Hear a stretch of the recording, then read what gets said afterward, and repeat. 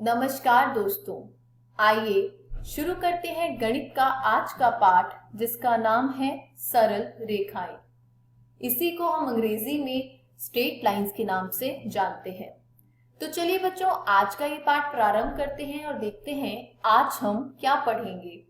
रेखा के समीकरण के विविध रूप यानी various forms of the equation of a line.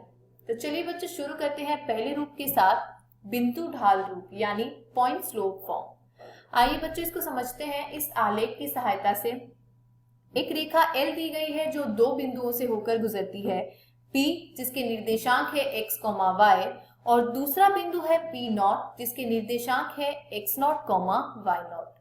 ढाल यहाँ पर दे रखी है M। बच्चों आप देख सकते हैं एक बिंदु P0 दिया है और एक ढाल M दी गई है। तो यदि मैं एक समीकरण का रूप देखूं तो होगा y minus y0 is equal to m bracket में गुना किया जा रहा है x माइनस x0 से। बच्चों यहाँ पर जो बिंदु P0 दे रखा है या आपको कोई भी बिंदु दे रखा होगा उसके निर्देशांक को आपको y और x से घटाना है और x के अंतर को जब आप जो x माइनस x0 है इस अंतर को जब आप ढाल m से गुना करेंगे तो आपको y माइनस y0 मिल जाएगा। देखते हैं बच्चों इसी पर आधारित एक उदाहरण। कहा गया है -2,3 से जाने वाली एक रेखा है जिसका ढाल -4 है। इसका हमें समीकरण ज्ञात करना है। तो बच्चों हमारे पास सूत्र है y minus y0 is equal to m into x minus x0। यहाँ पर x0 का मान है -2 और y0 का मान है 3। तो आप देखेंगे कि बिंदु ढाल रूप का अगर मैं सूत्र देखो और उसमें इन मानों को डालूं तो मुझे समीकरण प्राप्त होगा y minus 3 is equal to -4 जो कि m है और x माइनस x0 यानी -2 इन बराबर हो जाएगा -4 इंटू x प्लस 2 के। और जो अभिष्ट समीकरण प्राप्त होगा वो होगा 4x plus y plus 5 is equal to 0। बच्चों आप ये ऊपर दिए हुए समीकरण को जब अपनी पुस्तिका में हल करके देखेंगे तो आपको ये नीचे का अभिष्ट समीकरण प्राप्त हो जाएगा। आगे बढ़ते हैं दूसरे रूप की ओर। कहा गया है दो बिंदु रूप। इस आलेख में एक रेखा L है जो तीन बिंदुओं से होकर गुजरती है। पहला बिंदु है P1 जिसके निर्देशांक है x1, y1। दूसरा बिंदु है P जिसके निर्देशांक है xy और तीसरा बिंदु है P2 जिसके निर्देशांक है x2, y2। तो यहाँ पर जो समीकरण आपको प्राप्त होगा वो इस प्रकार से कि y minus y1 is equal to y2 minus y1 by x2 minus x1 into x minus 1। x minus x1 जो है बच्चों ये y2 माइनस y1 और x2 माइनस x1 जो आपको दे रखा है फ्रैक्शन इससे इंटू होगा। इसी पर आधारित जब हमने एक उदाहरण देखा तो कहा गया है बिंदुओं 1, -1 और 3, 5 से होकर जाने वाली रेखा का हमें समीकरण लिखना है। तो आपके सामने बच्चों दो बिंदु दे दिए। तो x1 का मान है 1, y1 का मान है -1। आप यदि दूसरा बिंदु देखें तो x2 का मान है 3 और y2 का मान है 5। दो बिंदु रूप सूत्र के प्रयोग से जो रेखा का समीकरण प्राप्त होगा वो इस प्रकार की y माइनस y1 का मान क्या है बच्चों -1।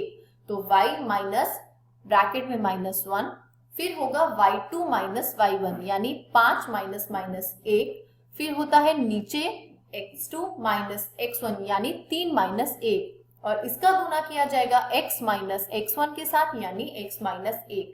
जब मैंने इसको हल किया तो मुझे अभिष्ट समीकरण जो प्राप्त होगा बच्चों वो होगा -3x plus y plus 4 is equal to 0।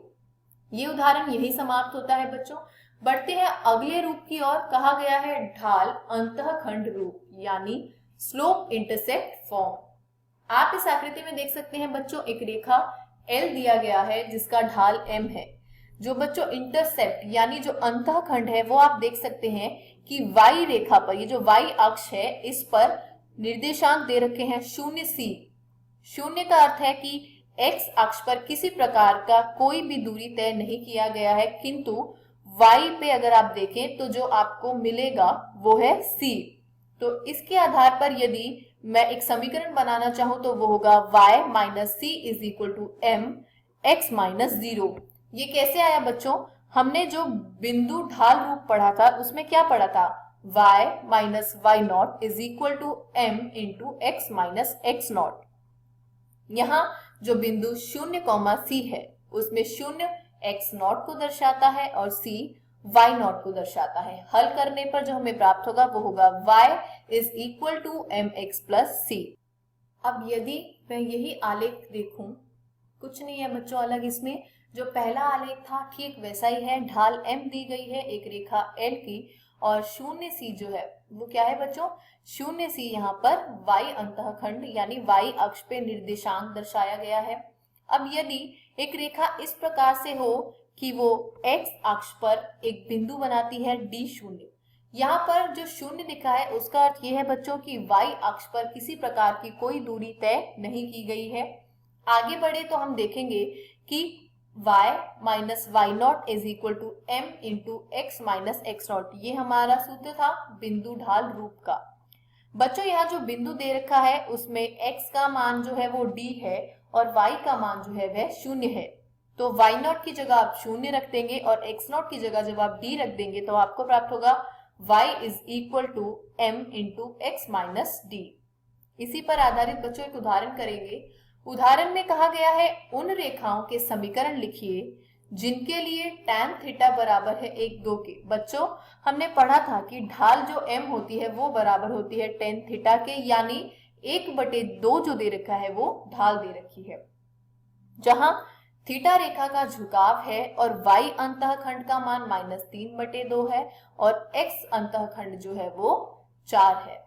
आगे जब हमने इसको हल किया तो देखा रेखा की ढाल m बराबर tan थीटा 1/2 है और y अंतःखंड c जो है वो -3/2 है। तो सूत्र में जब हम डालेंगे ढाल अंतःखंड सूत्र, उसमें हम देखेंगे तो हमें समीकरण मिलता है y is equal to 1/2 into x minus 3/2, जो आप इस प्रकार भी लिख सकते हैं 2y minus x plus 3 is equal to 0, जो कि एक अभीष्ट समीकरण है। यहाँ पर अब जो दूसरा प्रश्न दिया गया था उसमें x अंतःखंड की बात की गई थी। ढाल का मान दे रखा है 1/2 और x अंतःखंड जो है वो 4 है।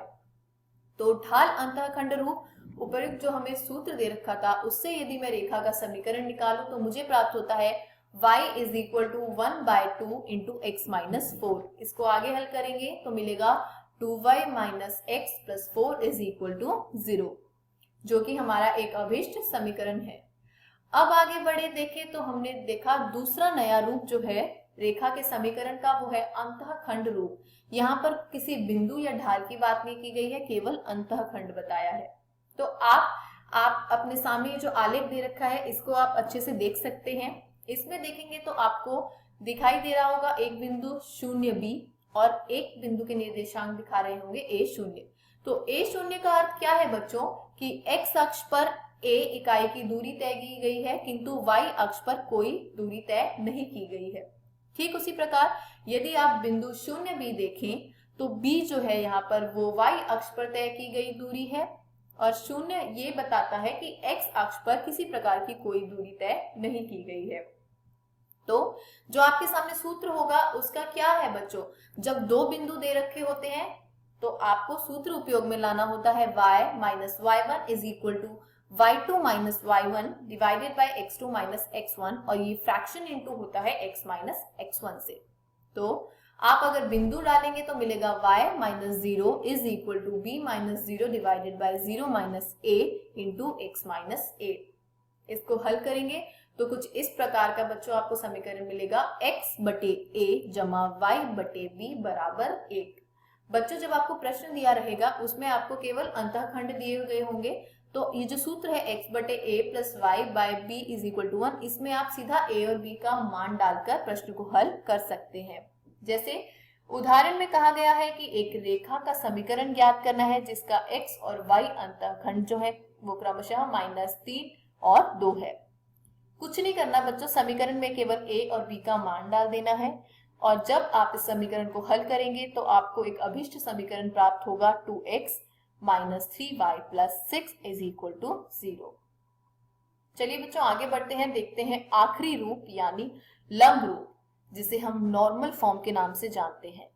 मूल बिंदु से लांबिक दूरी p और धन x अक्ष तथा लंब के बीच का कोण जो ओमेगा है, इस रेखा का समीकरण क्या होगा?